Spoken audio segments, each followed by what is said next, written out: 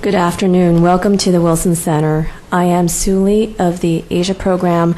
Today's event is Taiwan's strategy to retain diplomatic space.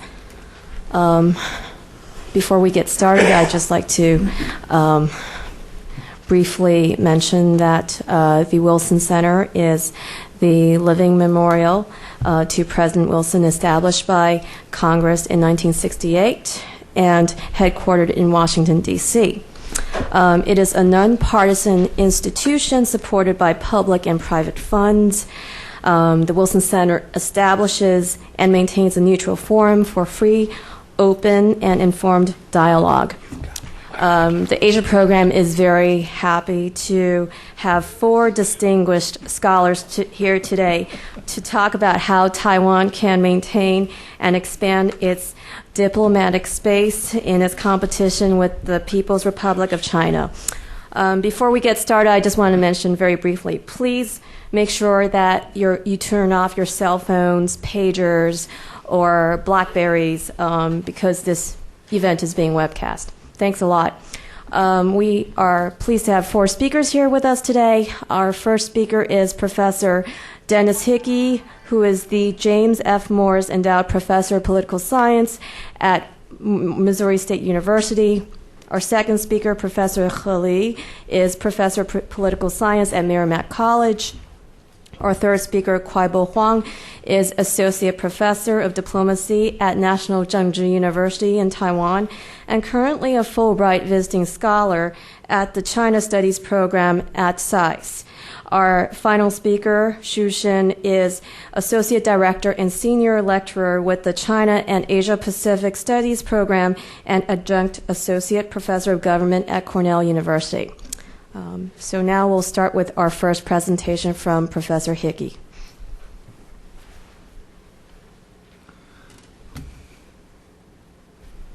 Thank you, Ms. Lee. I want to thank you for that introduction. I'd also like to thank everyone at the Wilson Center for this invitation to give this talk this afternoon. My discussion is a bit of an introductory overview of the new administration in Taiwan and the challenges and opportunities that it confronts. On March 22nd, Ma Ying-Jeou won a landslide victory in Taiwan. He charged that his predecessor, President Chen Shui-bian, and his supporters had made a mess of the island. So my discussion examines 3 major challenges that Ma is going to confront in his first term. These include stabilizing Taiwan's society, mending ties with Beijing, and patching up relations with Washington. So we're going to look at each one of these briefly and then summarize. First, taking a look at politics in Taiwan, one of the president's challenges is to stabilize the political situation on the island. And despite the happy predictions that some made immediately in the aftermath of the election, suspicions and divisions and distrust runs deep in Taiwan. A good many people oppose the so-called 1992 consensus. That's a basis by which both Beijing and Taipei can use to have discussions where each one claims that they have their own interpretation of what one China means.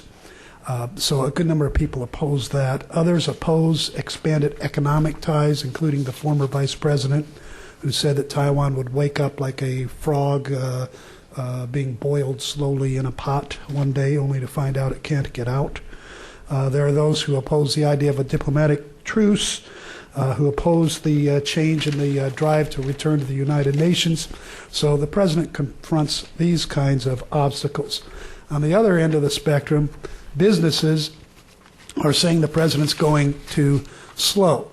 Some argue he's going too fast, but businesses want everything to happen right now: direct shipping links, direct flights, free trade agreement, swarms of mainland tourists. These things cannot happen fast enough according to some of the commercial interests on the island. And then within his own party, the president confronts criticism. Kuomintang heavyweights want to punish the former president, Chen Shui-bian, describe Ma Ying-Jeou as too weak, and argue that conciliation doesn't work, that moves like appointing members of the opposition party to high-ranking government positions are, I think the word they used was something like stupid in the extreme.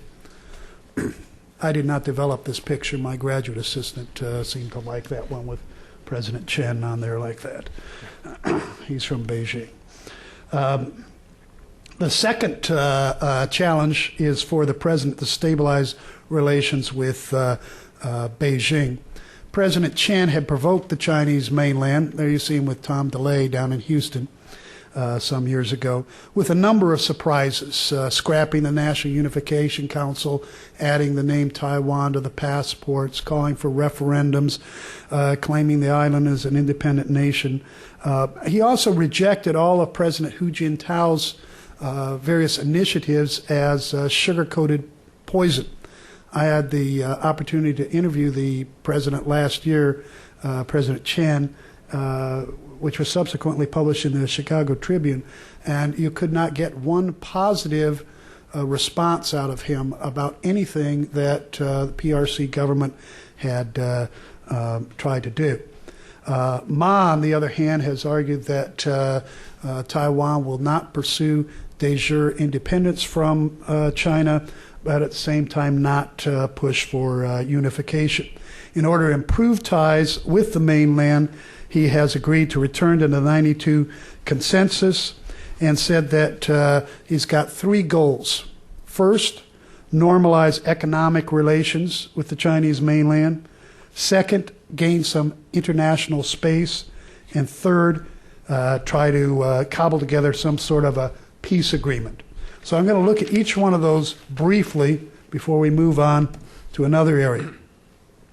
The economics changes have been surprisingly swift. This summer, they this past summer, met and discussed ways to boost tourism, set up direct weekend charter flights. There are other negotiations that have been held recently, as many people know, that will lead to direct flights and direct cargo exchanges very soon, within 6 months, according to some estimates. Common technical standards will be established. There will be mechanisms established to handle commercial disputes. A very interesting area that will be addressed later is Taiwan's drive for international space. What we mean by that is, since 1971, Taiwan became more and more isolated after it withdrew from the UN. It wants a voice in the World Health Organization and other international organizations. President Hu Jintao has promised that Taiwan will get in. They're trying to work out, this is going to be a difficult area to work on, but I believe that progress will be made. Also, President Ma has dropped the controversial approach towards the UN issue. He's no longer trying to engineer Taiwan's entry as a new country named Taiwan, rather simply to get into some of the affiliated agencies such as WHO. Very interesting development is the so-called diplomatic truce, whereby Taipei and Beijing are not bribing small countries to switch recognition from one to the other. Now, Beijing hasn't formally said that it has entered into a diplomatic truce. However, some countries that said they were going to switch recognition to Beijing, including Paraguay, have not done so. And when I was last in Taipei, I met with people in the presidential office who said there really is a diplomatic truce, that Beijing is pulling its punches, and at the same time, Taipei is pulling its. In other words, countries have come towards Taipei saying, if you give us more money, we'll switch recognition to you. As some of you know, you can only recognize, according to the PRC, you can only recognize one or the other. So the diplomatic truce is a very interesting development. The third goal, a cross-strait peace agreement, Many people have recognized over the years that the Taiwan Strait is a scary place. There's 1,400 missiles deployed directly opposite Taiwan. Analysts are concerned that there are no confidence-building measures to speak of. Nevertheless, there are positive developments. President Hu Jintao called for a peace agreement with Taiwan in 2005. He called for it again at the 17th Party Congress. President Ma has said it's difficult, but it's something that's possible. And as far as confidence-building measures, President Ma had scrapped plans to deploy missiles capable of hitting the Chinese mainland. The Taiwan military has developed them. He's put the program on hold. And there's even talk of removing the missiles opposite Taiwan. I was a Fulbright scholar in Beijing last spring. When I got there, it was extremely sensitive to address this issue of even talk about the missiles. By the time I left, it was on talk shows, on TV. People were talking about, well, can we remove the missiles, or, should we do this? So there's progress in that area. So we've got economic modernization, international space, cross-strait peace agreement, what Taipei wants on your PowerPoint there. Third goal, stabilize relations with Washington. During the early years of the Chen administration, the U.S. and Taiwan were very close. However, a number of factors, considerations, developments led relations to nosedive. These included the rising importance of the PRC due to its economic might, due to needing their cooperation with Korea, problems, of course, related to 9/11, and we can't discount some of the activities of Taiwan's president, so the surprises that he popped on the United States. So the U.S. has thus far supported the initiatives of Taipei, returning to the 92 consensus, the less confrontational approach towards the Chinese mainland, the talk about purchasing some of the weapon systems that were offered, and also making their stopovers of their president in this country relatively low-key compared to what President Chen had done. In conclusion, President Ma the Magnificent or President Ma the Meager? Well, international relations theorists quarrel over the explanatory value of various approaches to the study of state behavior. Systems level, that's the international system, governmental, societal, or individual. And a lot of literature says that individuals really don't make much of a difference in international politics, that they all react the same way to external stimuli. Chinese studies, however, very often reject this view. And I think a case in point might be the change in leadership in Taipei. Just consider the case of President Ma. He has not rejected all of President Hu Jintao's overtures out of hand and simply dismissed them as Chen Shui-bian did. He has not provoked the PRC, or the world for that matter, with a number of unwise, unsound moves. He's adopted a new approach to the UN issue, seeking only to join the WHO. In fact, there is a total overhaul in Taipei's approach to external relations. And at the same time, he's junked former President Lee Teng-hui's policy of claiming that relations between the two sides of the Taiwan Strait are special state-to-state relations. President Ma described those relations as simply special. But this individuals are important. This individual confronts a lot of challenges at all those levels of analysis. In Taiwan, there is a very deep partisan divide within Taiwanese society. And at the other extreme, with the systems level, he confronts the global economic meltdown that we are all coming to grips with now. And this is a problem as well, because people in Taiwan are impatient and say, they want things changed immediately, not like Americans, right? I'm being facetious there. He also has problems with the PRC. He confronts a very slow bureaucracy, bureaucratic routines over there where it's been for 50 years, Ministry of Foreign Affairs or the Defense Ministry, their whole goal has been to crush or squeeze Taiwan. Now they're being asked to lighten up. And of course, some of the heavy-handed behavior of the PRC in domestic politics can complicate relations across the Taiwan Strait. There does seem to be some sort of a leadership split within parts of the Beijing government as to how they're going to engineer Taiwan's return to the international community, into the WHO, into other organizations. As far as the United States, Taiwan also has some problems there as well. Some people are reluctant to get too close to Taiwan because of the importance of the PRC, and yet others are suspicious of Beijing and Taipei getting too close to each other, of some sort of a rapprochement. But in sum, I would say that President Ma is largely responsible. President Ma and his team are largely responsible for moving the Taiwan issue off of the hot plate, you might say, of international politics and towards some sort of a more manageable situation. His progress so far is laudable, it's encouraging, but certainly it's not magnificent. There's a long way to go until we'll see a peace agreement between the two sides. But eventually, I believe we're going to see a win-win situation between both the Chinese mainland and Taiwan. Thank you. Thank you, Professor. Our next speaker is Professor Lee.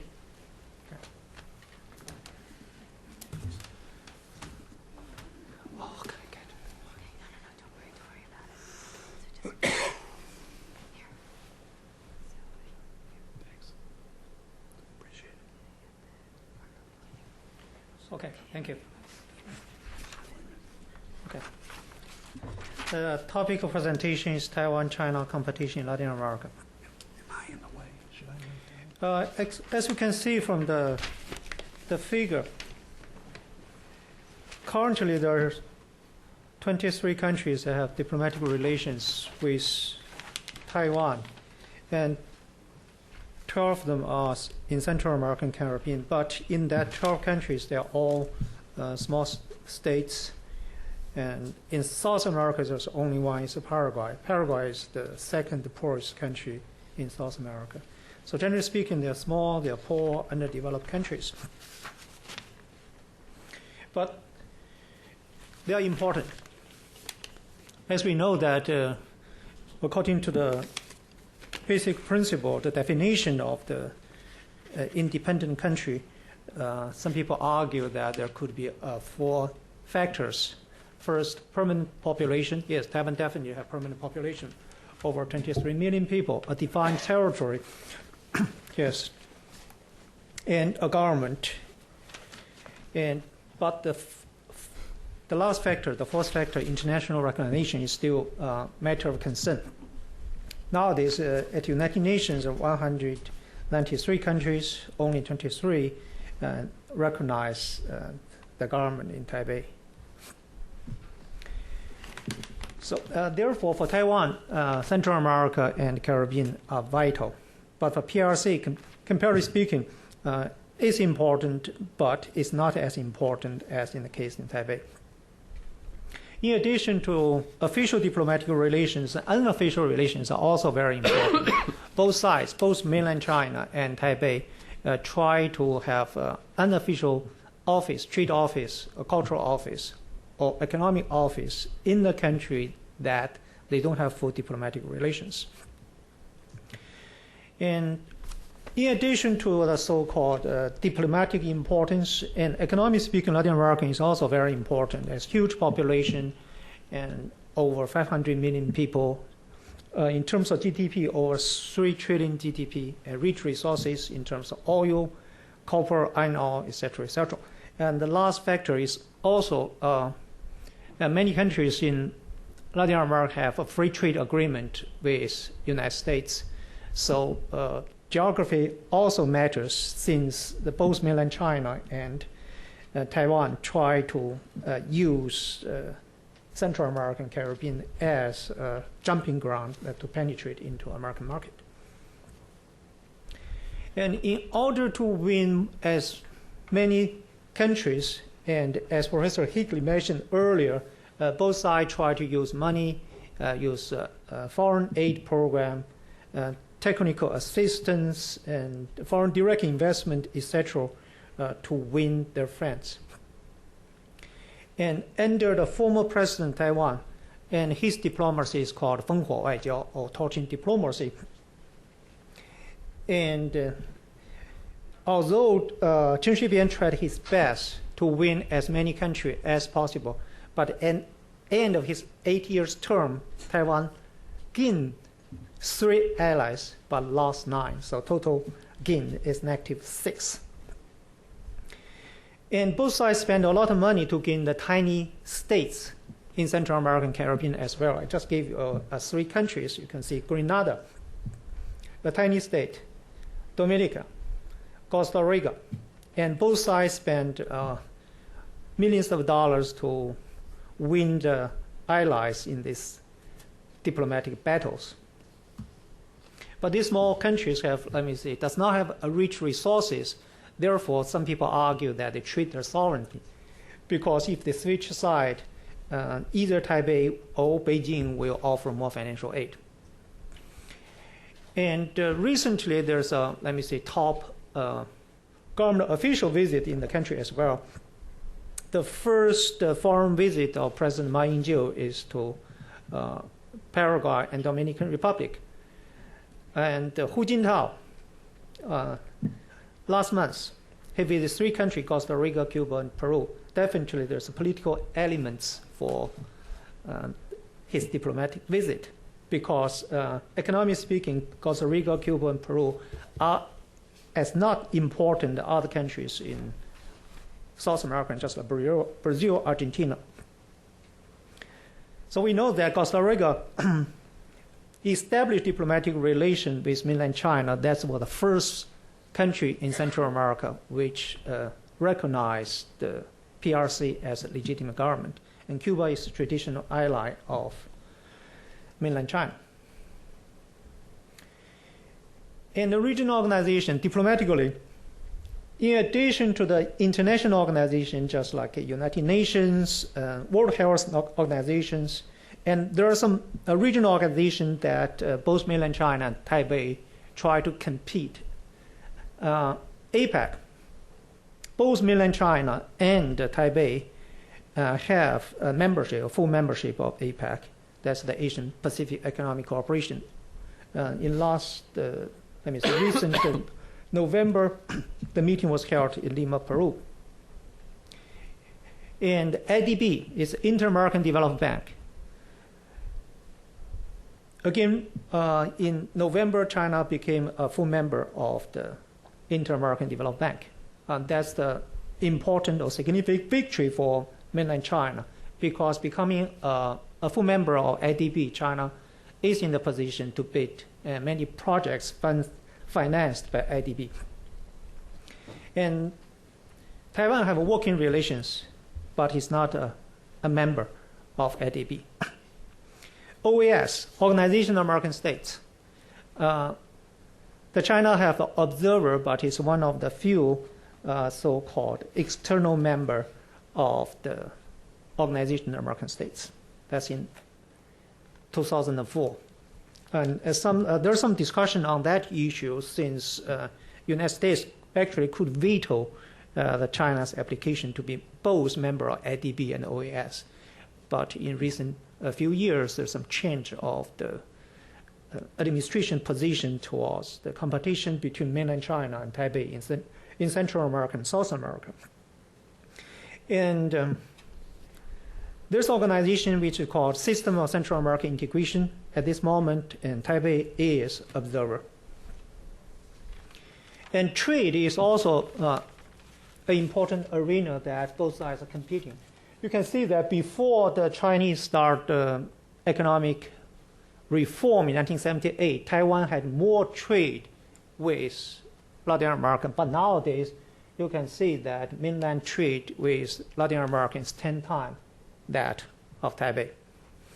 So in other words, let me see, economically speaking, the PRC grew much faster in terms of trade, or 10 times faster than that case of Taipei. So that's a figure shows that in 1977, 30 years ago, that Taipei had more trade with Latin America, but nowadays mainland China had much, much more trade with the country in the region.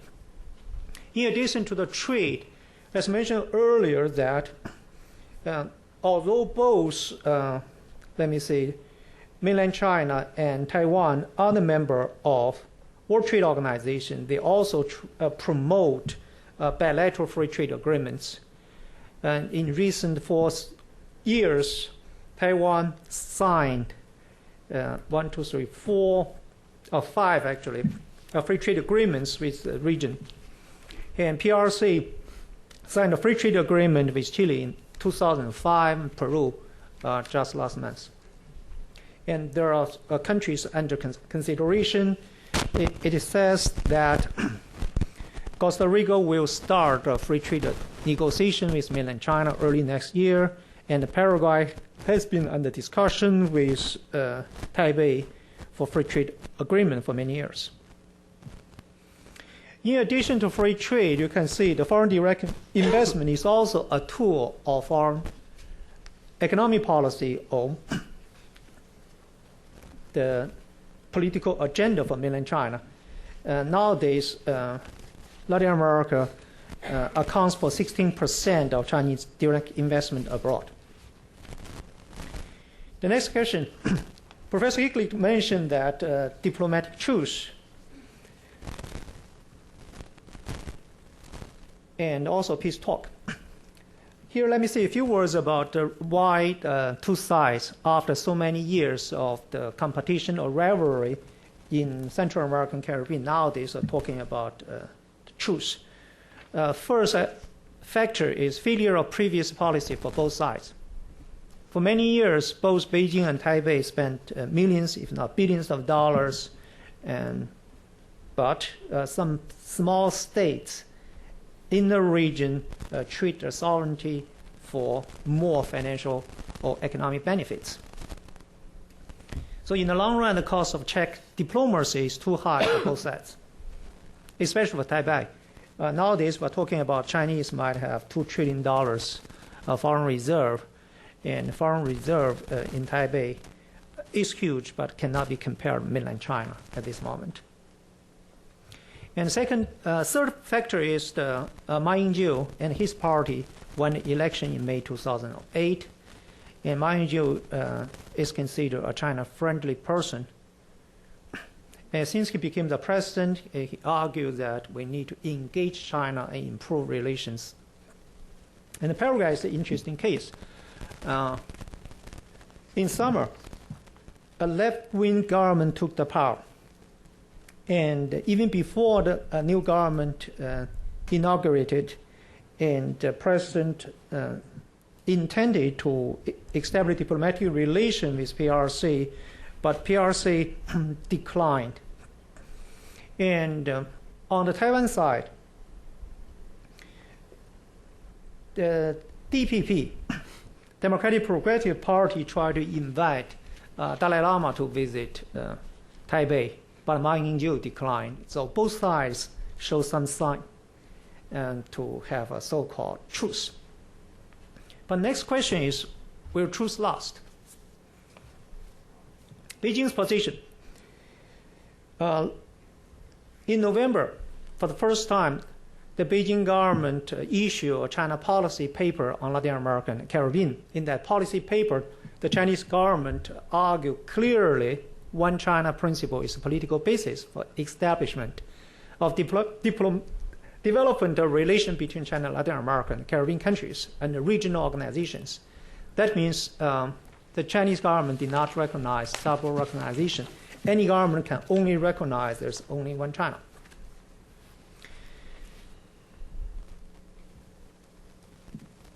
And Ma Ying-Jeou's the so-called diplomacy is called flexible diplomacy, which is quite different from, let me see, Chen Shui-bian's torching diplomacy.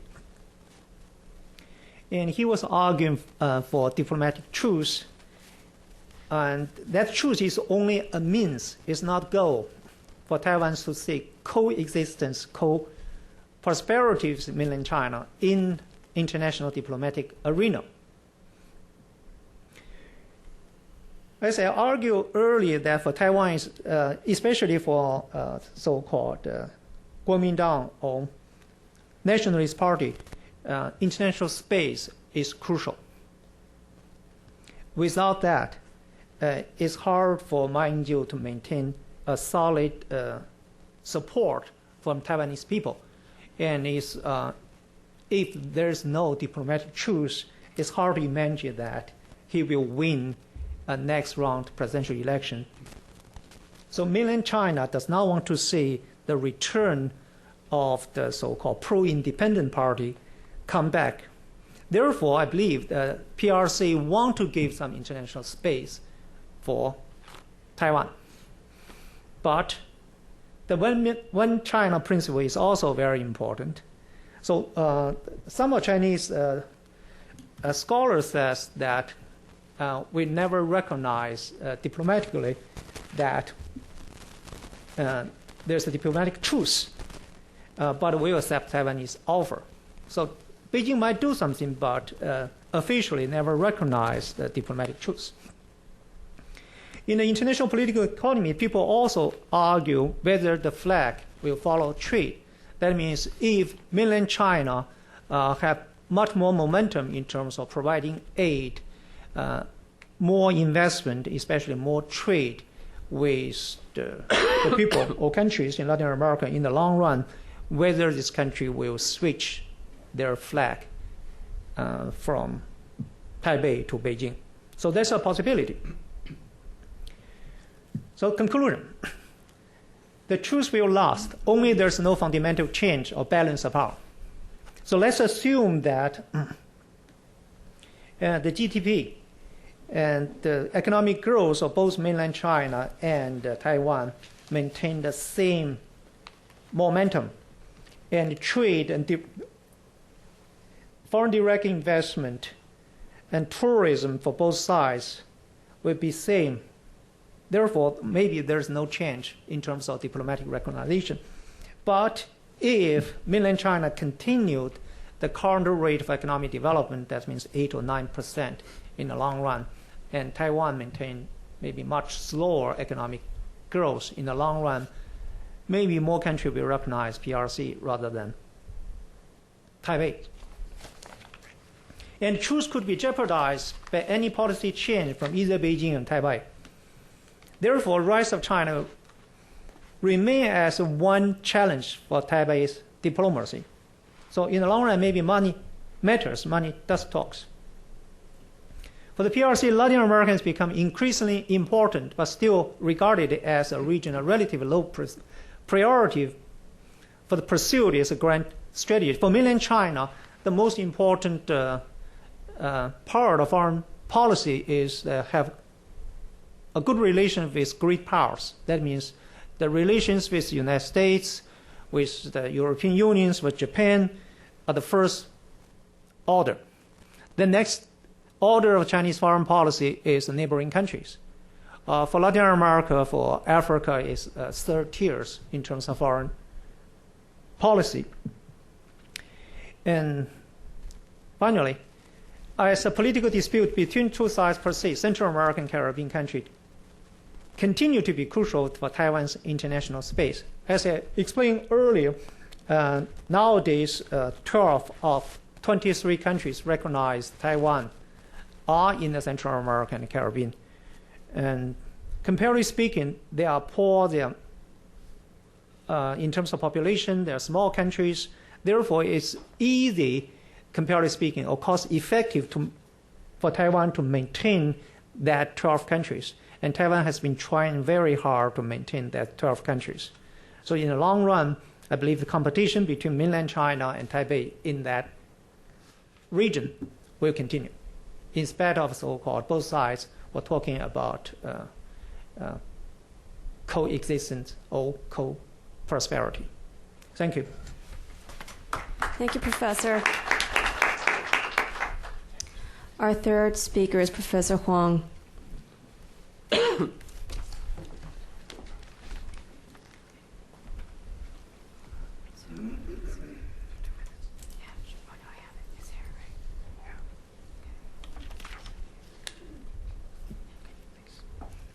Okay, thank you very much, Sue and Bob, and my dear friends who share the same interest in Taiwan's diplomacy. Today, I am going to talk about Taiwan's struggle for the participation in international organizations, largely international government organizations. I think I'm going to begin my talk with my explanations as to why Taiwan would like to pursue its participation in international organizations. And then I'm going to talk about what are those appeals made by Taiwan and what kind of different approaches various Taiwanese governments have undertaken. And then I'm going to conclude my talk with some major implications for, so I should say something about implications for Taiwan's international organization policy. I forgot to revise it, sorry. Okay, before that, I'd like to give you some kind of background information about Taiwan's international organization participation. Actually, it's kind of funny for government to know how many intergovernmental organizations it has got involved in. Only 27, and plus 21 IGOs as observers. But anyway, the current government in Taiwan said there are at least three principles of joining IGOs. One, Taiwan needs equality. Two, Taiwan needs dignity. And third, I think is the most important, that Taiwan would like to participate in functional IGOs as its first priorities. And here I list a lot of IGOs for your information. Okay, but unfortunately, these are gone. These are not for Taiwan. Okay, they are very, very important international organizations, but Taiwan can't join. And the third one, which I myself called the big three, are those IGOs in which Taiwan has participated as full members. Okay, the big three, that's it. It's WTO, APEC, and the Asian Development Bank. Okay, so let me turn to the Taiwan's raison d'etre for its participation in international organizations. I would like to divide Taiwan's raison d'etre into 4 different dimensions. They are moral, psychological, and international, political and legal, and domestic politics. The first dimension, moral, actually is very easy to understand, because participating in international organization is the fundamental rights for all the people in the world. And Taiwan has been ready and been willing to make necessary contributions to the international community. And also Taiwan believes that its participation will enhance peace and stability in the region of the Asia-Pacific. Okay, that's for sure. And for this psychological dimension, Taiwan, or the Republic of China as a sovereign country, has a desire for being treated with fairness and justice in the international community.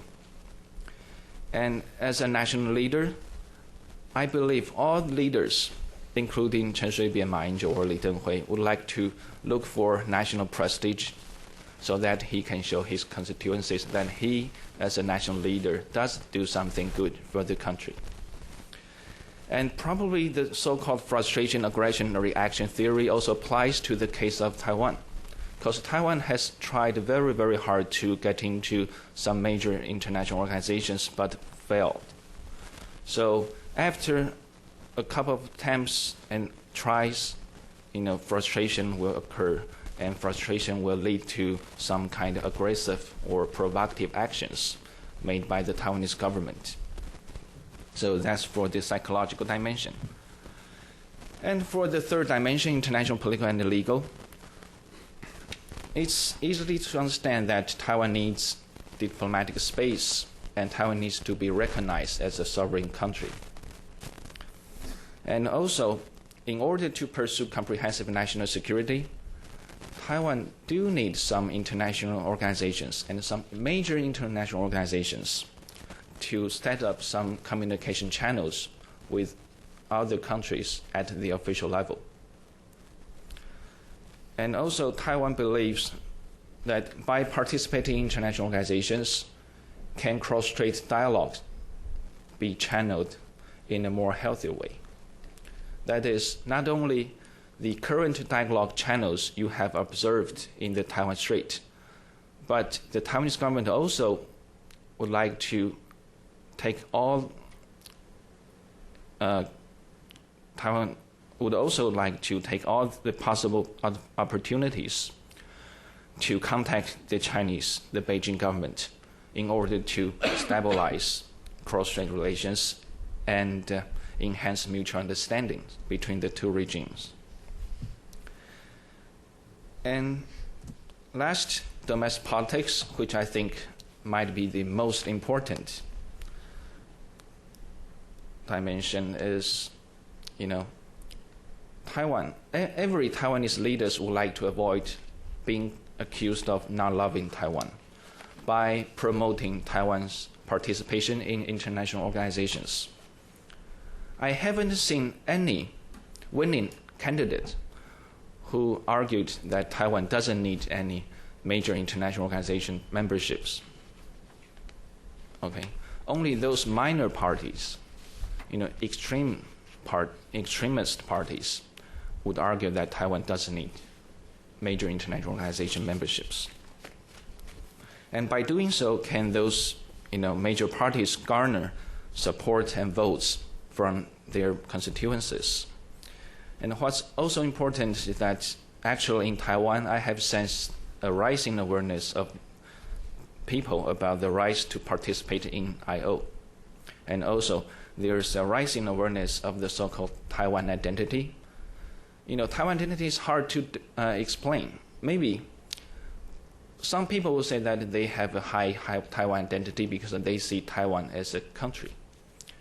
And other people also hold high awareness of Taiwan identity because they see Taiwan as part of the ROC, Republic of China.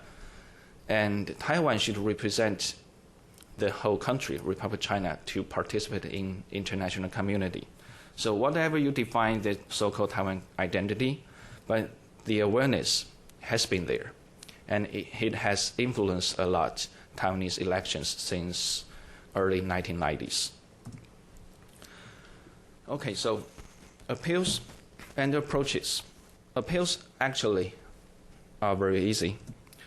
That is, Taiwan would like to pursue memberships or observerships in the following international organizations: the UN, the WHA, and some other United Nations specialized agencies. And the last possibility, UN specialized agencies, wasn't that obvious when the DPP was in power. And now the current government of Taipei has reiterated that it is very imperative for Taipei to get into those UN specialized agencies because Taiwan would like to contribute more to the international community, according to the KMT, the ruling party. But approaches, sometimes they are pragmatic and self-restrained, as what we're going to see during the Li Tenghui period and now Ma Ying-Jeou period. But for other times, they may be more provocative and confrontational, as we're going to see in the second half of the Chen Shui-bian period. So very quick, former President Lee, his first presidency, not challenging PRC's membership. And also he wanted to protect the name of ROC or Chinese Taipei from being changed to Taiwan, China in major international organizations in which the ROC participated. And then gradually in 1993, former President Lee launched the campaign that calls for Taiwan's participation or return to the United Nations in 1993.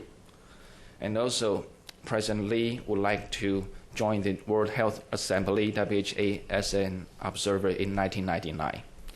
These two have been the major campaigns launched by Taiwan. And for former President Chen,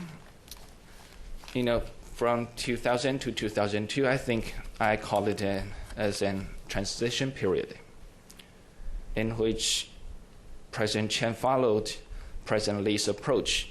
But of course, sometimes he was more, provocative, and sometimes he was more insistent on the so-called China-Taiwan separation. And in the meantime, former President Chen would like to apply for WHA observership as a health identity. Okay, not as a region or a regime representing 23 million people on the island of Taiwan. And also, 2002, Taiwan gained membership in WTO. But beginning in 2003, there have been more provocative and confrontation approaches undertaken by former President Chen. Because I have very limited time, so very quickly, the UN, Taiwan began to use the name Taiwan to try to get into UN. And also Taiwan used the name Taiwan, try to get the membership of the WHO, not the World Health Assembly, under the WHO.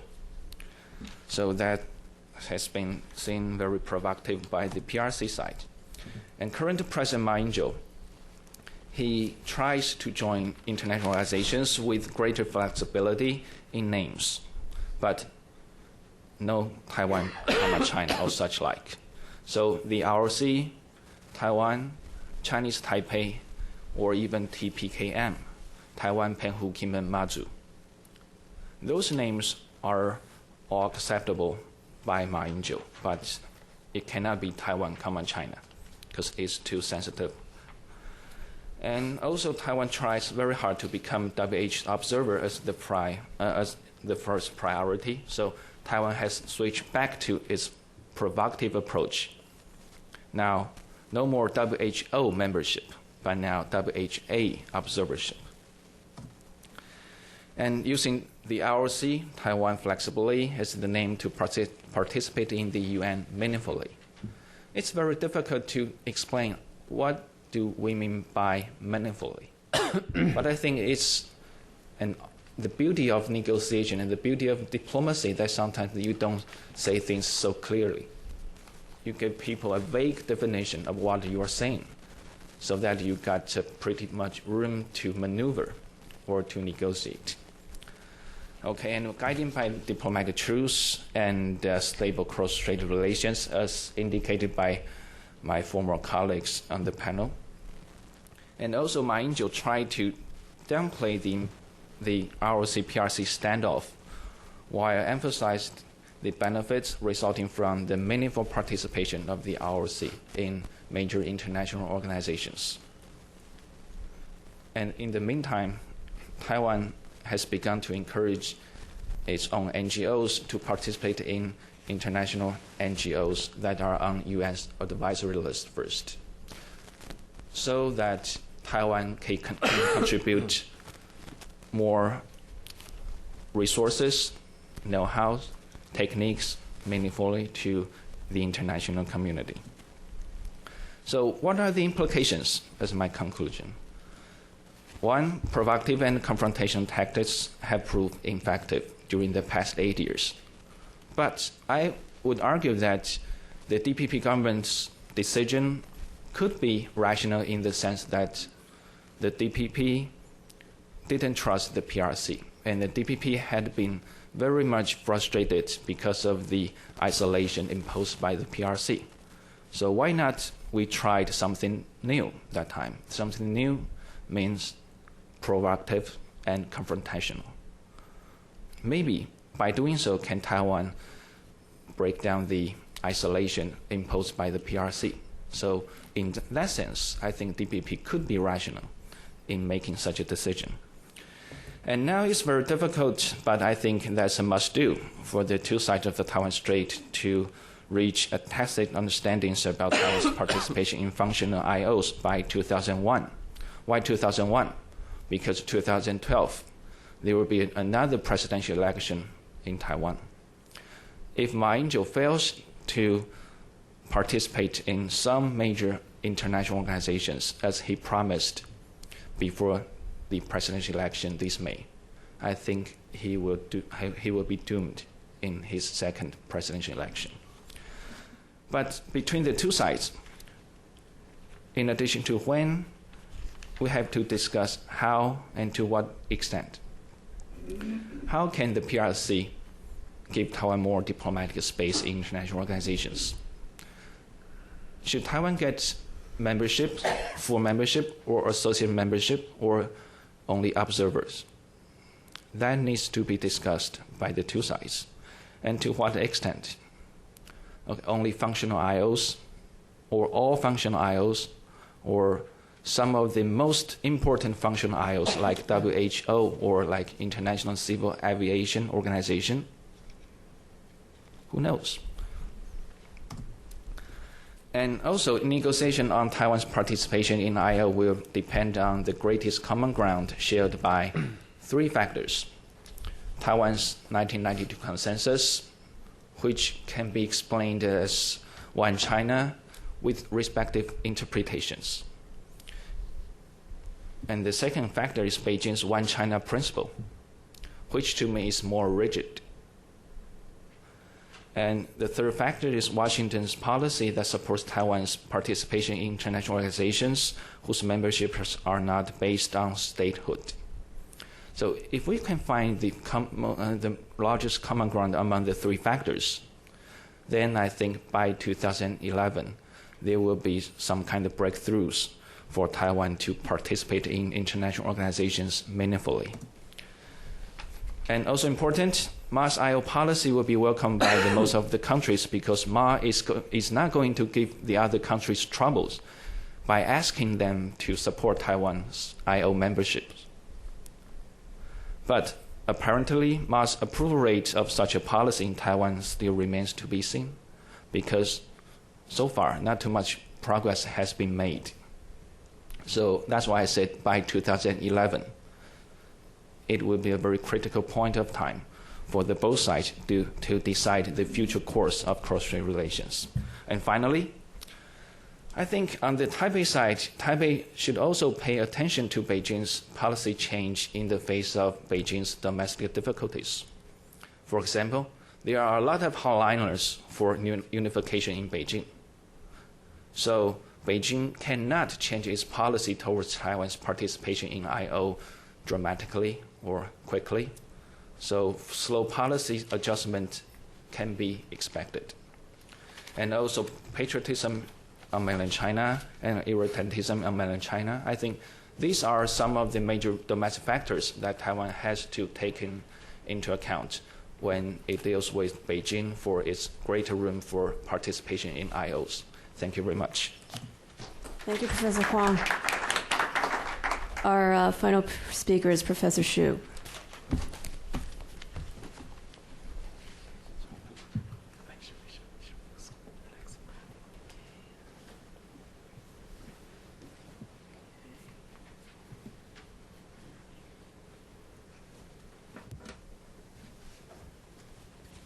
Good afternoon, everyone. It's really a pleasure and honor to speak at Wilson Center today. My topic is about the Taiwan's diplomatic efforts in another part of the world. People call it sometimes South Pacific, but since some of those island countries located in the north, so I tend to call it Oceania in general. The topic on the whole is about Taiwan's effort to retain the diplomatic space, particularly the recent call for diplomatic truce between Beijing and Taipei. Well, I'll basically talk about three things. First of all, I'll give you a general background about this particular region and its importance for Taiwan's diplomacy. And then I will particularly take a closer look at the so-called tug of war between Taipei and Beijing in this region. Finally, I will say a few words about the recent remarks by and efforts by particularly Taiwan's leaders to call for diplomatic truce. As the last speaker, perhaps one advantage I have is I can skip some of the things my colleagues have already touched upon. I can focus on those which are particularly interesting for this region and in the context of our discussion today. Why those small Pacific islands matter for Taiwan? Some very general information here. We basically talk about 14 island countries. Most of them are sovereign states, but the last one in this chart, if you can see, Niue is a self-governing entity. So it's not part of, it's not part of Beijing-Taipei diplomatic competition. It's not Niue doesn't choose either side. But you can see most of these countries are really, really tiny, except one, Papua New Guinea, which looked like the giant among small islands countries. And just mention one here, for example, the Nauru. Is the size of its area is just 0.1 times the size of Washington, D.C., with just over 10,000 population. It's really, really tiny. But together, these island countries occupy vast region, which basically equivalent to North America. And also in this region, you see Australia is superpower, right? It's dominant political force. And many of those Pacific Island countries were colonized before by European powers or United States. And they are relatively newly independent states, so they are still in the stage of development. In this region, the Pacific Island Forum is the most important political grouping. It's also the platform for the countries in this region to develop dialogue with the key stakeholders from outside of the region. You see here the post-forum dialogue, which started in 1989, include all these important powers, China, Japan, European powers, and most recently there's other Southeast Asian countries. Very interestingly, in this forum, Taiwan has a membership, but it's not, I don't know how to categorize Taiwan's membership.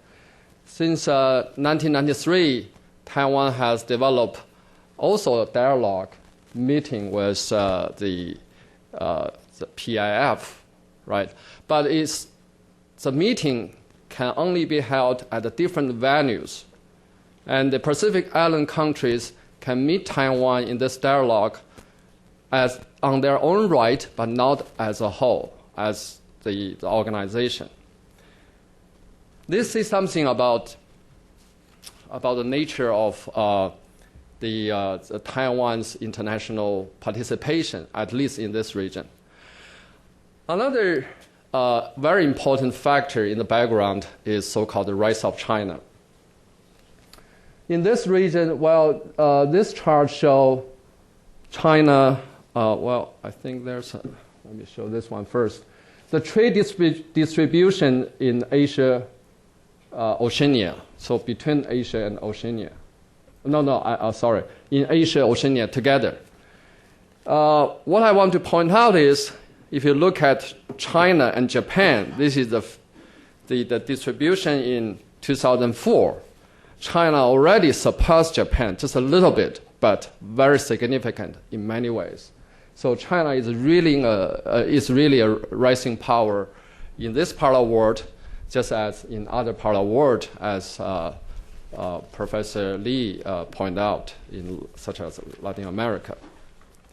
And this chart shows the trend. So the China's trade here with Asia, Oceania as a whole continue to grow.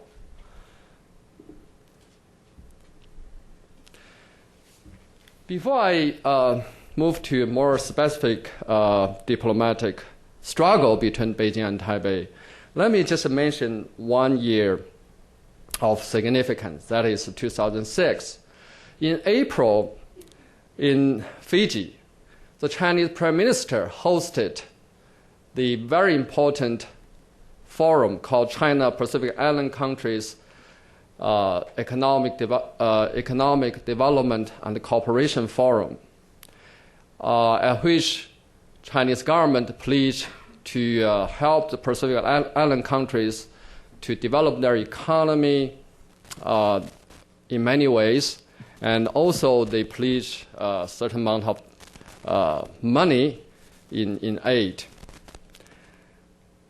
And then in September, Taiwan President Chen Shui-bian hosted another summit with its 6 Pacific islands in Palau. Well, I don't have information about the exact amount of money the Taiwanese government committed to those countries, but at least this is a those are the countermeasures that Taiwan to make in the context of the increasing Beijing's assertiveness in the region. Very interestingly, in between, Japanese Prime Minister Koizumi hosted a summit with the Pacific Island countries. That is now the first and the new, but again, the background of China's increasing importance and activism in the region, Japan further increased its diplomatic assistance to the region to balance against the Chinese influence. In the background, there are 2 things. I will come back to that later when I talk about the dollar diplomacy. So why, those tiny islands matter for Taiwan in particular? I think, just like Professor Li already talked about the Central American countries, the 6 of these Pacific Island countries occupy about, Taiwan have only 23 diplomatic allies, right? So they are occupy more than about a fourth of Taiwan's diplomatic allies. So in UN and in other international organizations, so every vote counts. So however small you are, your vote could make a difference. And Taiwan's international status, particularly since as early as the 1970s, has been marginalized.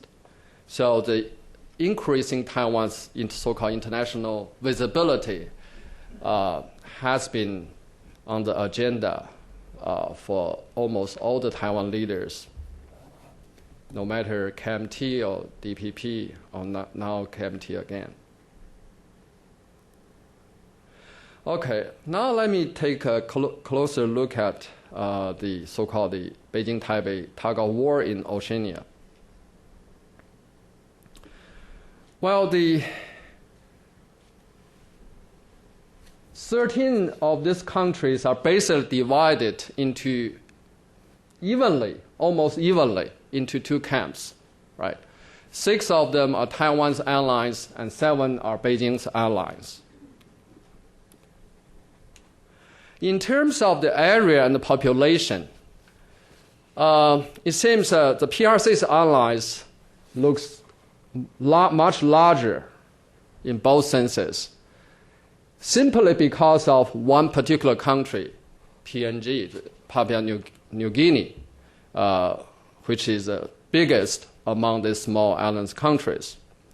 That is why Papua New Guinea has often become the target of the so-called dollar diplomacy, even until recently, as recently as just before this year's election, and then after the election, it seems the former President Chen Shui-bian and his associates were involved in some scandal related to so-called dollar diplomacy targeting Papua New Guinea.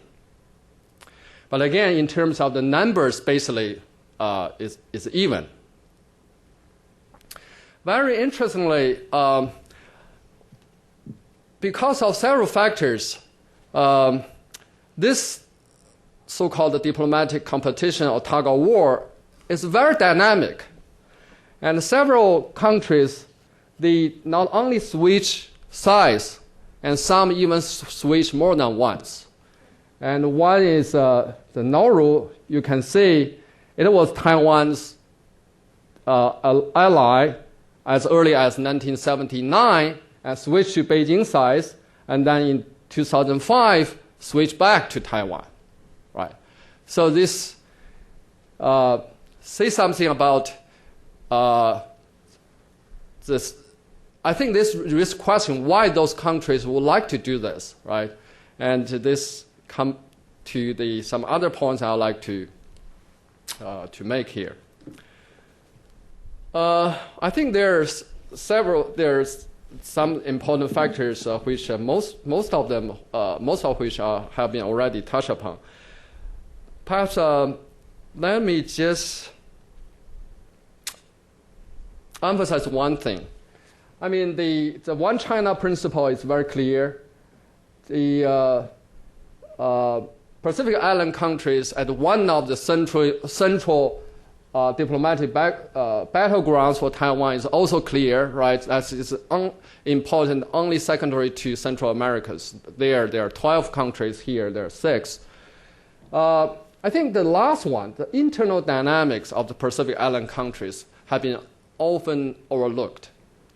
And those countries, as I already mentioned, are underdeveloped, and they are in the bad need of the foreign aid, and politically, some of them, if not all, are very unstable. So this situation, it seems, created some condition there for the diplomatic fight to take place. Well, before I talk about the dollar diplomacy, let me just talk about something more broader. The China or mainland China's increasing diplomatic activism in the region is not simply for the competition with Taiwan. Taiwan is part of the game. So the increasing influence of the China it's just part of, in this region, it's just part of China's overall active diplomacy. But 3 areas in this region, trade, investment, tourism, merits particular attention. But here are some mechanism mainland China has over years set up in the region. Most of these are the multilateral or regional kind of mechanism. Well, the trade, I don't need to explain this. I think you can see very clearly particularly the figures about China's Pacific Island countries, excluding Australia and New Zealand. So those are the mainland China PIC, those 16, including Taiwan's allies, the trade figures. So it's developed very fast. Investment is another area. You can also say we have only 3 years figures here. 2004 is just $113 million US dollars, and then 2006, and then it's 176 million US dollars. And the tourism. So China has basically already approved most of those islands as a destination for Chinese tourists.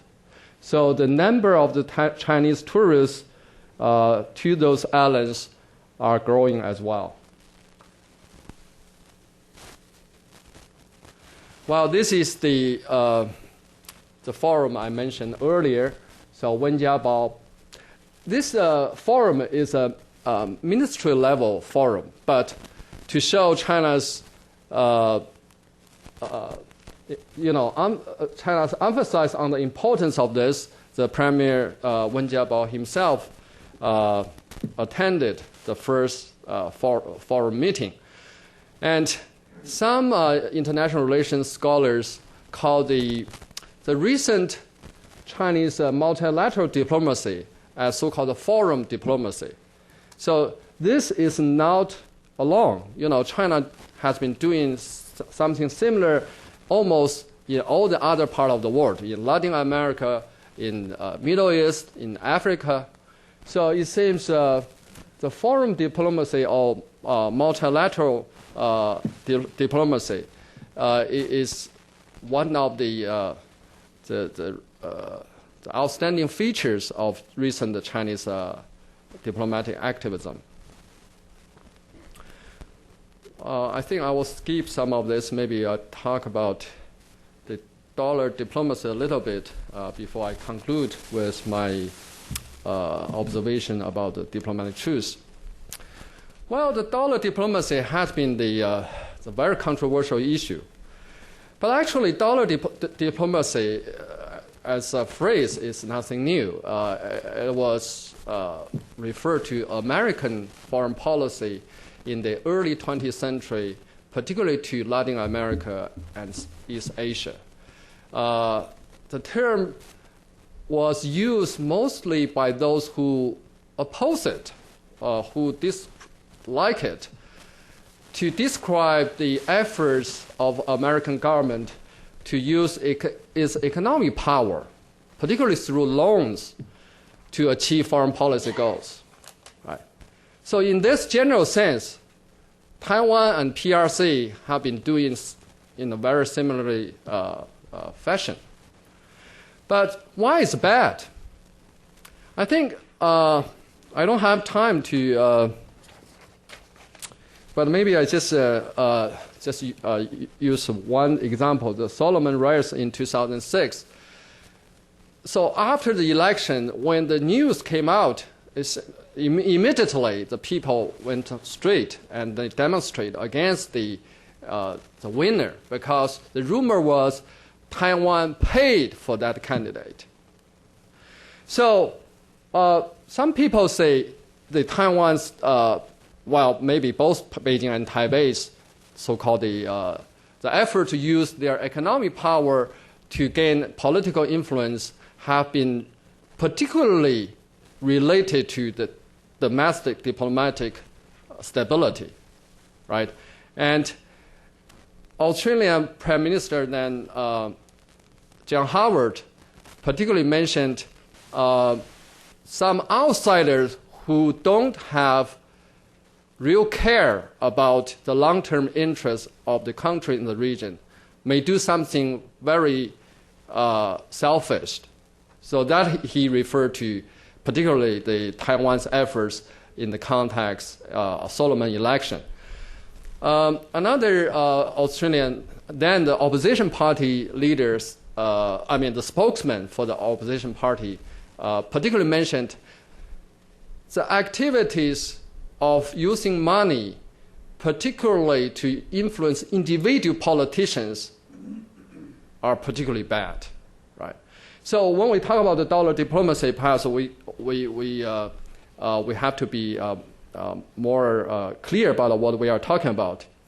But the dollar diplomacy, as my Taiwanese friends mentioned, all of my colleagues mentioned, could be also the problem for domestic politics. And particularly the PNG scandal involved the former president. And you know what happened to Chen Shui-bian now. Let me just, I think my time is up, but let me just very briefly share my observation about diplomatic truce with you. I sense the diplomatic truce signify quite significant paradigm change in Taiwan's approach to its international relations, in its approach to mainland China as well. I think in several senses, this is significant, or this is, I think, is a radical departure, particularly from the paradigm that had dominated Taiwan's diplomacy as well as mainland policy since mid-1990s. I don't know if you remember, actually, in mid-1990s, there were kind of debate in Taiwan about which comes first. Mainland policy is more important or foreign policy is more important.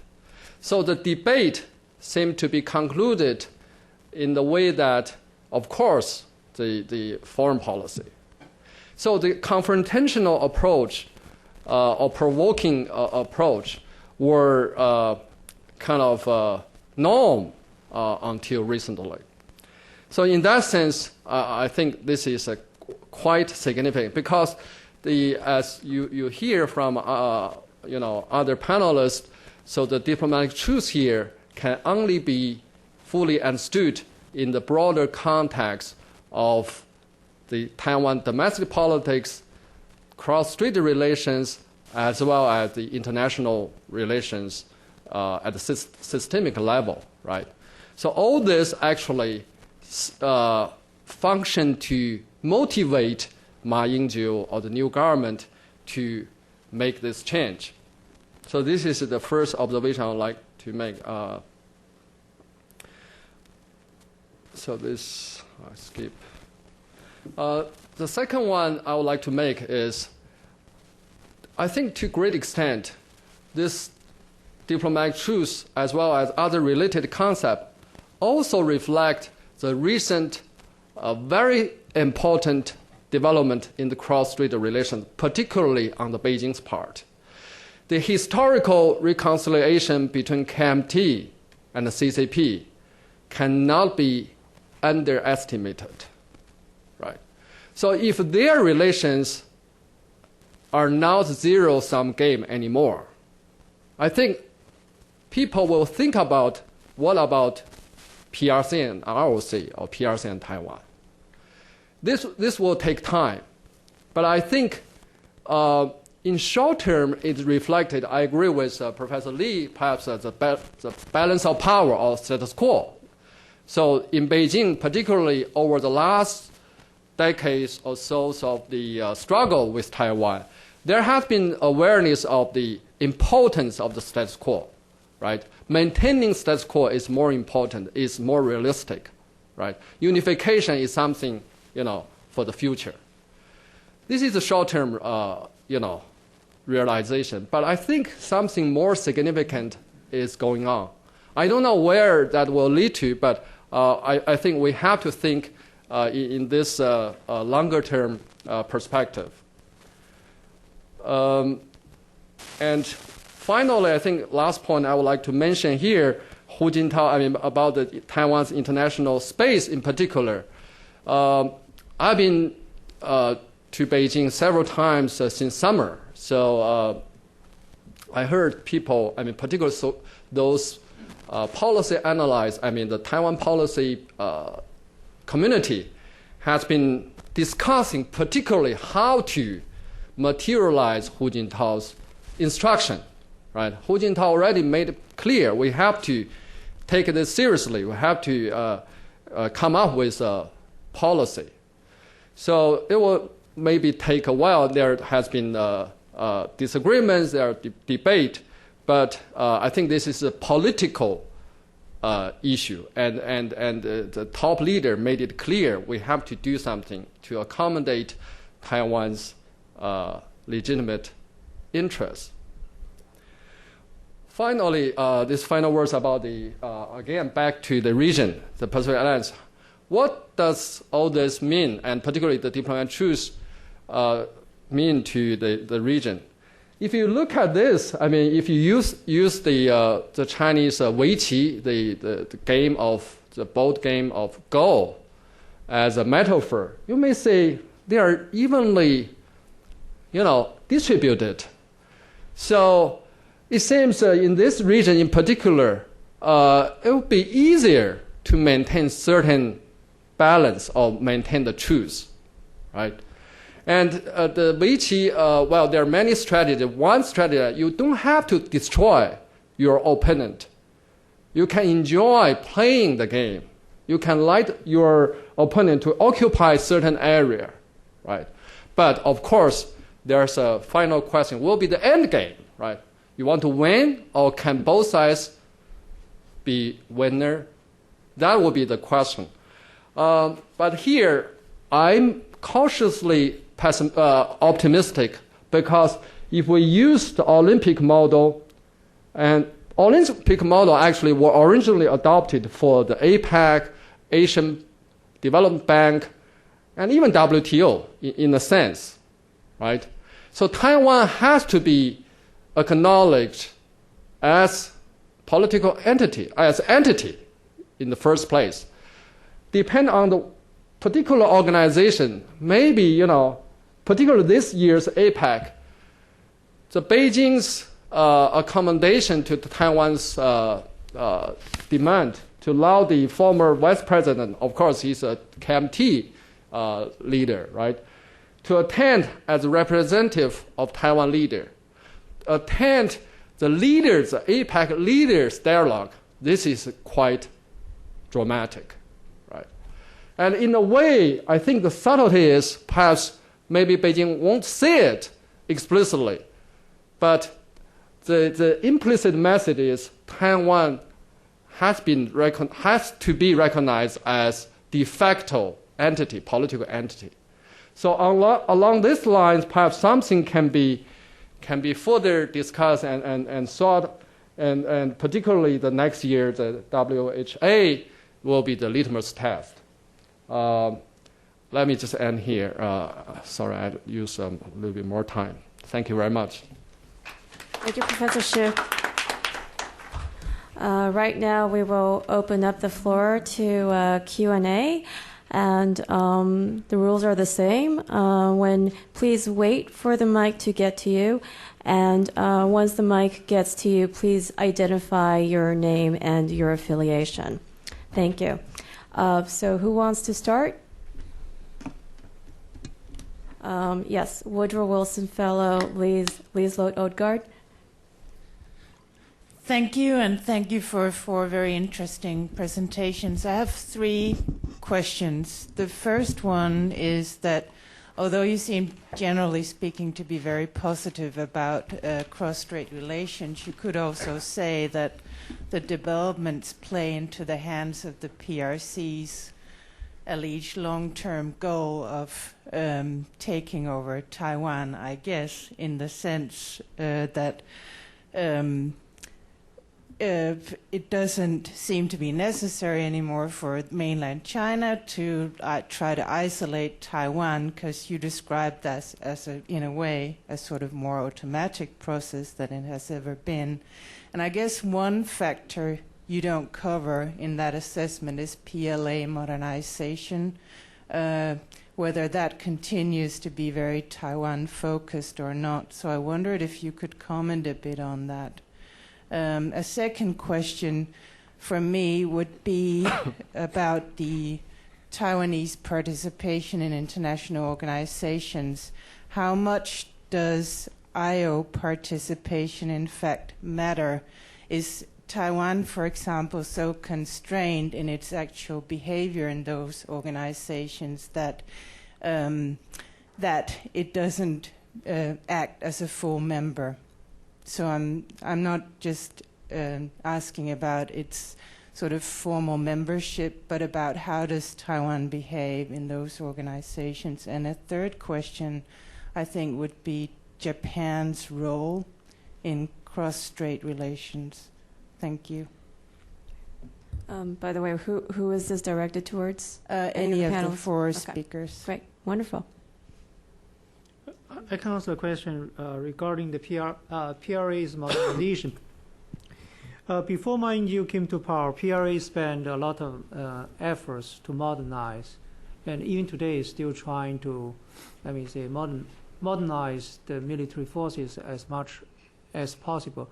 But nowadays, I believe there's a dramatic change. The emphasis is on the peaceful unification, because a diplomatic truce is a de facto fact, although Beijing did not recognize the diplomatic truce officially yet. So PRA maybe even next stage is to shift the target for thousands or maybe over 1,000 missiles towards Taiwan, but the people could also argue that that could be retargeted to Taiwan in a matter of minutes. But nowadays, I believe on both sides, the military part is not a major component of the diplomacy between two sides, because in the long run, Beijing argued that economic development is the most important thing for mainland China at this moment, and the Chinese strategy is to try to win without firing a shot. Anyone else? Well, I'd just like to say something about the practical benefits you ask of belonging to international organizations.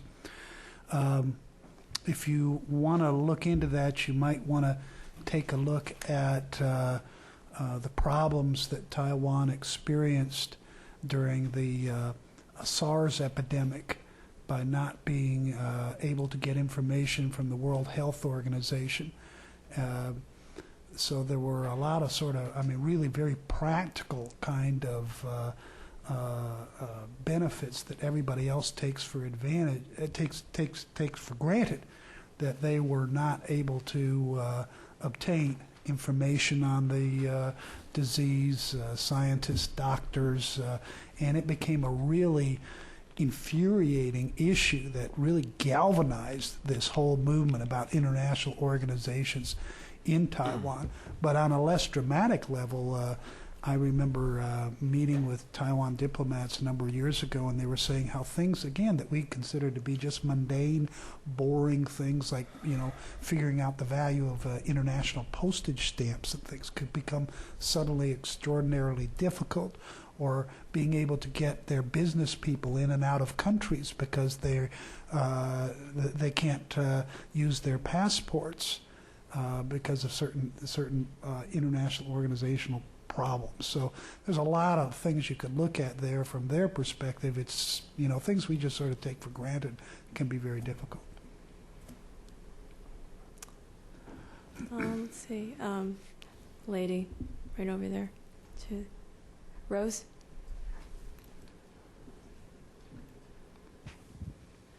Hi, I'm Rose Chan, the Rose Group for Cross-Cultural Understanding. Concerning the international organization, have you talked about the Hong Kong model? Could it be a useful reference? The other thing is, I wonder if the panelists can talk about the leadership of the mainland China. I know they have a very long-term cultivation of the next generation leader, and someone mentioned about hardliners and stuff, but a lot of policy will be determined by the mindset or the philosophy of these future leaders. So could you make a comment about that? Thank you.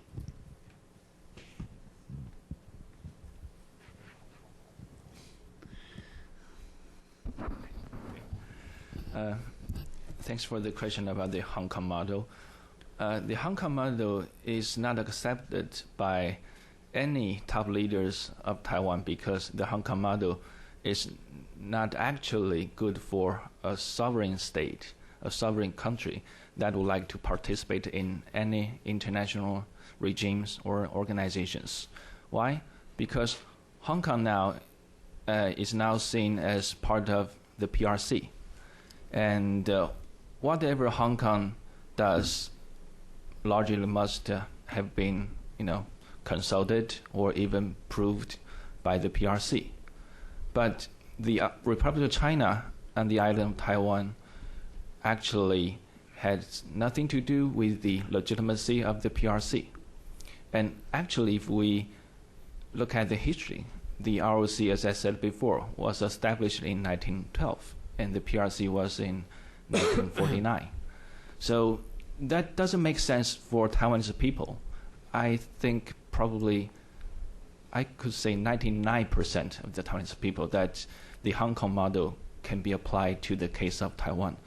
And that's also why I said at the beginning of my presentation that the current government of Taipei would like to have an equal and fair participation in international organizations with the first priority to join the functional IOs. Thank you. Okay, this gentleman in front row here. Well, the second part of the question is about the leadership of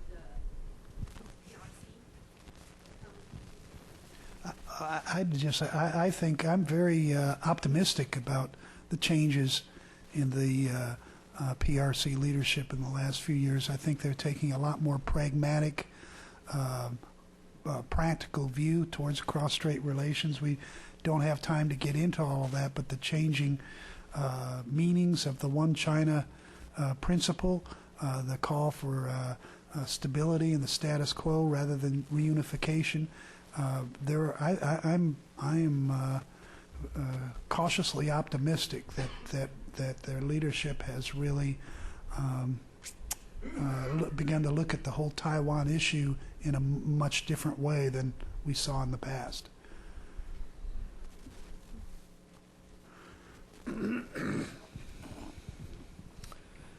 Yeah, Chia Chen, freelance correspondent, to all the speakers. The current Ma administration would like to have a coexistence in international space with PRC. So far, what's the reaction from PRC, and then what's your individual opinion? And for the last speaker, you mentioned about this Taiwan as a de facto political entity, and you have been in China several times. What's the reaction from yours, the people you talk to, when you mention about this? Thank you. Okay. Well, I didn't particularly this time talk about the political entity, but I can share with you about. I've been doing research on Taiwan for years. In the past few years, until this year's election, people on the mainland, particularly I'm talking about those insiders, the policy analysts, policy scholars, they became really, really pessimistic about the cross-strait relations. I can talk about this pessimism in two ways. On the one hand, they think many of them seem to think perhaps there's no peaceful outcome eventually in the relations. In more positive light, some people, some open-minded people, began to say, maybe, if, for example, one time when I was in a meeting in Japan, just on the side of the meeting, we had a kind of a chat.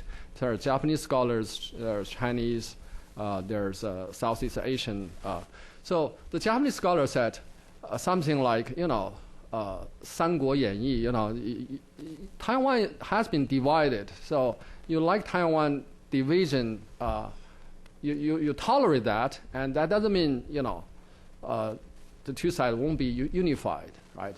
Maybe you can come up with something, not one country, two systems, not Hong Kong model, but something like confederation. The two equal sovereign states can negotiate about their political future. Very much to my surprise, the mainland Chinese scholar who's leading IR scholar in China, teaching in Renmin University, said, could you please make such proposal, you take initiative to make such proposal? We want to make such proposal, but whatever we say to Taiwanese, they refuse. So I was surprised because even federation was very controversial until that time, right? But some people could even accept confederation, right? In other words, they accept Taiwan as sovereign entity, sovereign state, right? But that was the situation until perhaps recently. And with the diplomatic truce, my sense is it's difficult to talk about the political entity, particularly in the PRC context. My observation is on the mainland side, the people or the community or interest group who maybe, I shouldn't say this, this may cause me trouble, but this is my personal view. The people who are more conservative about Taiwan policy are the diplomatic establishment, the Chinese diplomats, the foreign ministry, because they have been guarding the one China principle over the whole history of PRC, right? So they think why we have to make such concession, right? So I have many friends who are diplomats, and I know it's particularly difficult for them to even talk about this, right?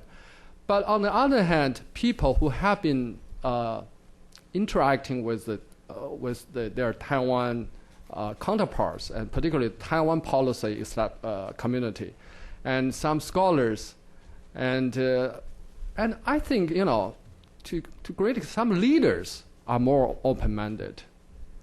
Even in the context of the previous decade of the so-called pessimism, I heard actually Hu Jintao and Wen Jiabao were more optimistic. They were more kind of open-minded to conciliatory, accommodational approach to Taiwan, right?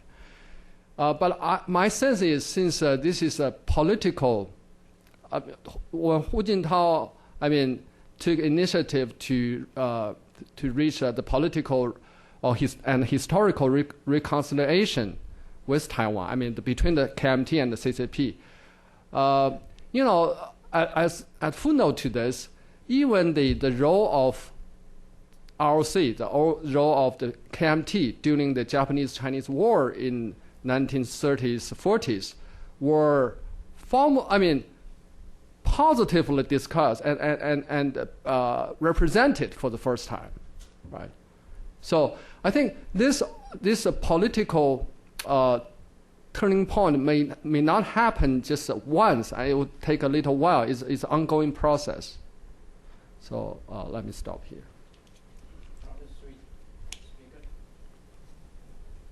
Time to go through all this. I don't have anything to add. Yeah, I believe that mainland China officially haven't acknowledged diplomatic truce, but they will consider any offer Taiwan will make. So, but de facto, I believe there is a diplomatic truce. I mentioned the case of Paraguay. Although Paraguay tried to switch diplomatic relations with mainland China, but mainland China declined. Another case is recently, DPP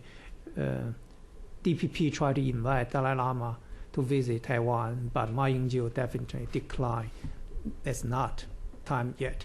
So officially, there's no talk on mainland China part, but in reality, I believe there is a truce.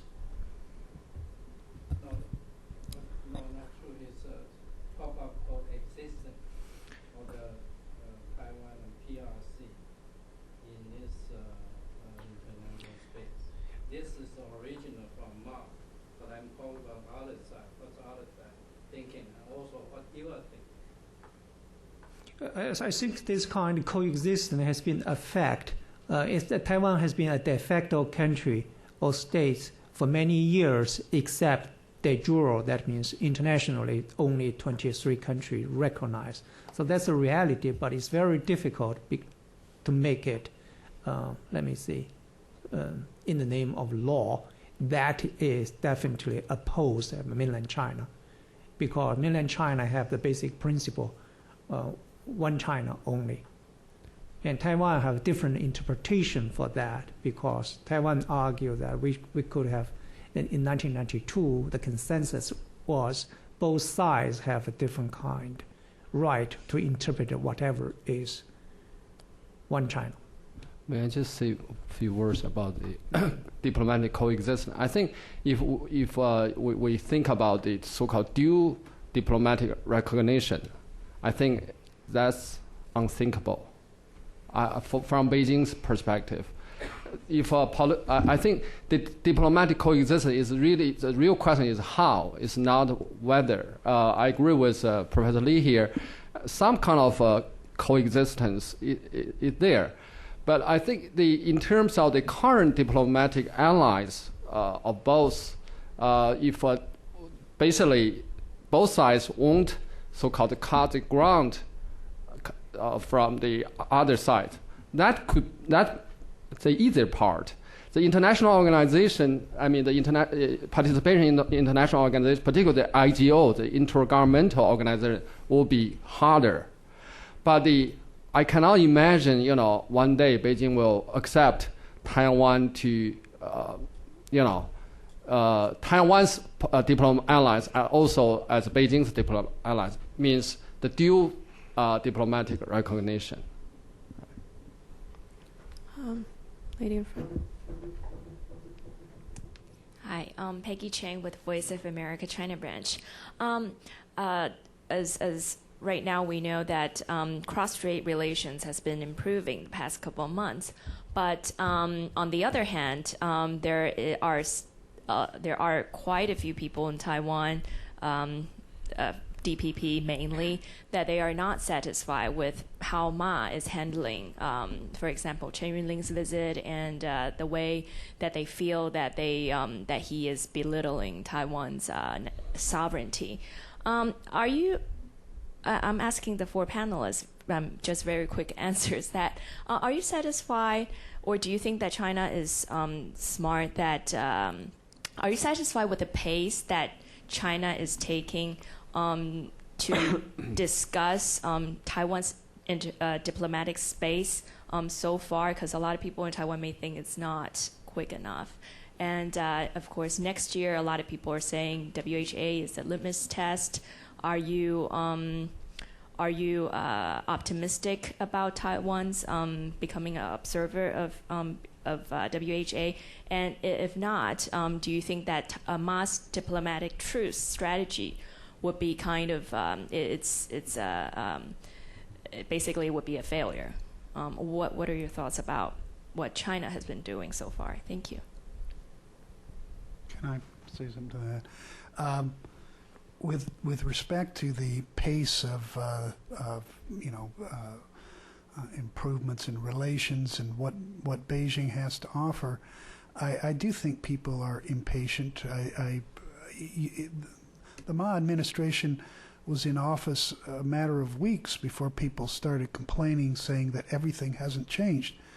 I had a doctor a number of years ago when I had a medical problem, and he used the expression that it took a long time for it to get this bad, and it's going to take a long time for it to get better. So you have to be patient. I think that's good advice for the pace of change that people can expect to see across the Taiwan Straits. Some people were saying the opposite. They were saying, my God, we didn't believe that all of this stuff could be accomplished in just a matter of months. But it is just a matter of months. He's only been in office, 5-6 months. So we've got to give this a little bit of time. And I do think I am optimistic about Taiwan's participation in the World Health Assembly, or the World Health Organization for that matter, when you have the president of China saying they're going to figure out some sort of a way for Taipei to participate. I take him at his word, and I think that they will be in there probably next year, maybe the year after that. I thought the original formulation proposed by the Chen administration to enter as a health entity, which was something our government supported, which Japan supported, and which any thoughtful person would support, was the right way to go. Try this in-your-face kind of thing that they did a few years ago, or last year with the Taiwan going in as a country, was something else. But I think that they're going to figure out a way to get them in there, and it's in Beijing's benefit as well as Taipei, because as some of my colleagues have pointed out, if there is no progress, the opposition is going to use it in the next election, and they're going to come back, and Beijing realizes that. So if they continue to bully Taiwan and humiliate them, they're only helping the people that they dislike the most, the Taiwanese separatists. May I just say about pace? I think this, you actually partly answered the question. The pace had to do with the domestic politics on both sides, right? So we have to appreciate the subtlety of domestic politics, both on the mainland and on the island. So it's difficult to think from the other side's perspective. If we, of course, some people may want to be, particularly say the quick result. But if you push too quickly, that could counterproductive. And particularly given the international space, Taiwan's desire for international space is still controversial in mainland political context. Even among the scholars, they are debating. I think there are political difficulty on the Taiwan part. That's why I noticed Ma Ying-Jeou recently emphasized the importance to have dialogue between the two parties, right, about the mainland issue. The second point is I would like to make is Taiwan's international. I think this has to do with the first point.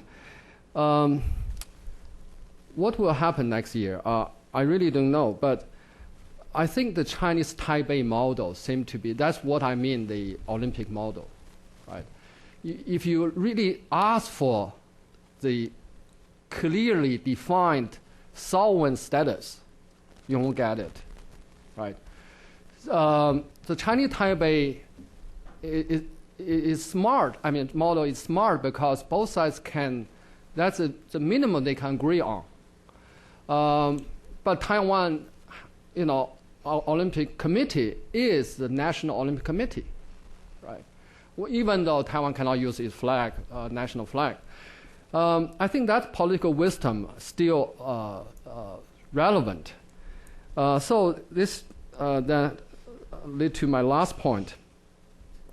I think the Taiwan's diplomacy, this is why I really like Ma Ying-Jeou's, not only his diplomatic truce concept, but his overall approach. Because he really looked at the the things in integrative fashion. So the mainland policy is a part of Taiwan's overall national, whatever you call it, interest, right? And the Taiwan diplomacy is part of Taiwan's mainland policy. I would like to, this may also go back to the leadership question. This is not about the new leadership, but actually is one of the old leaders who have already passed away, Mr. Wang Daohan, who was the chairman of the Cross Strait Association on the mainland side. As early as late 1990s, he planned to go to Taiwan to continue the Guwang talks, right? And on many occasions, he argued, particularly in the inside meetings with political leaders, one China is not PRC. One China, both China and Taiwan are part of China, right? This is his original idea, and now it has been endorsed by the political leaders, right? And he also talked about the so-called unification. He said, what is the unification? The unification should be something both sides jointly build something we may call New China, right? So, and Jiang Zemin, and then because Jiang Zemin really respect Wang Daohan, and Jiang Zemin even said, if one day the two sides can be unified, the name of the country could be something different than PRC or ROC, whatever. But this kind of approach, not many, at least in the 1990s, not many people had this open-minded thinking. But I think, the people have learned from the lessons and experience in the past decades and so on. Now more people are at least open-minded to this new thinking about cross-strait relations.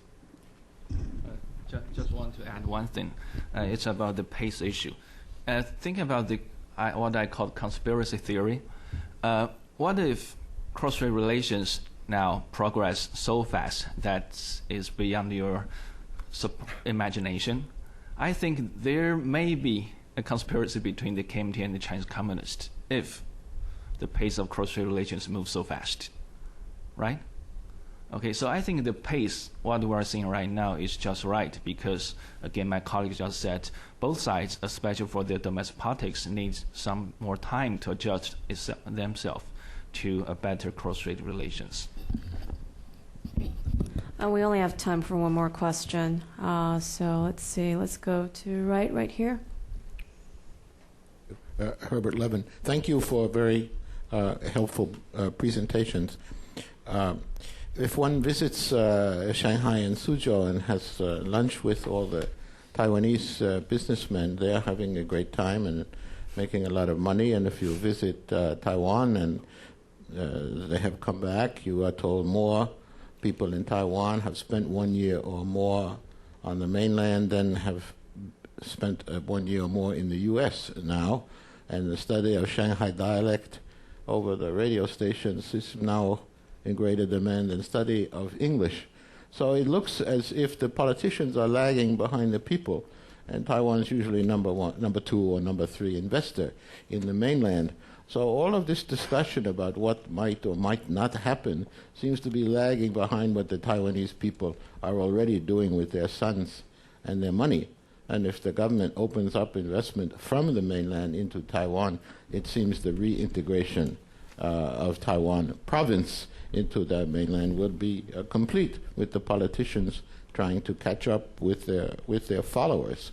As far as international organizations are concerned, we have been told 23 countries recognize Republic of China, and there are 193, were we told, members of the UN. I don't see where the majority comes from to start voting Taiwan in, when there will be not only the mainland but other countries firmly opposed to this. So I kind of wonder why Taipei doesn't be more vigorous in its desire to negotiate a relationship with the mainland, because it looks as if there isn't going to be anything left to negotiate.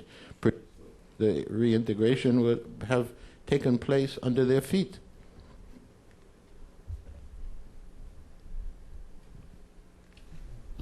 Does anyone want to respond to that? Okay, I just take the first shot. Taiwan's participation in IO needs some allies to voice Taiwan's appeals in those organizations. So that's one of the big reasons why Taiwan needed as many allies as possible, to voice its request to the international organizations. And yeah, it's true that through cross-strait negotiation and consultation, things will be easier in those international organizations. But sometimes, as a sovereign government and national security advisors, something like that, you need a plan B, because plan A, that is better cross-strait relations, haven't happened. So we need a plan B, that is we need more allies for Taiwan to stand up in the international community. And also, I agree that Taiwan has invested a lot in mainland China. And I think there's two ways you can look at it. One is that, yes, Taiwan's economic influence in China grows.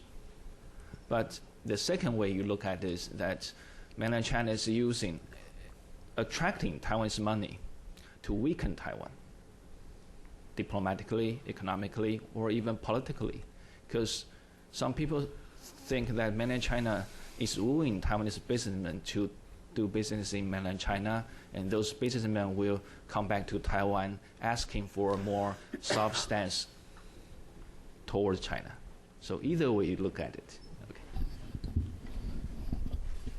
Thank you. I guess this concludes our session for tonight. Please join me in thanking the 4 panelists for being here.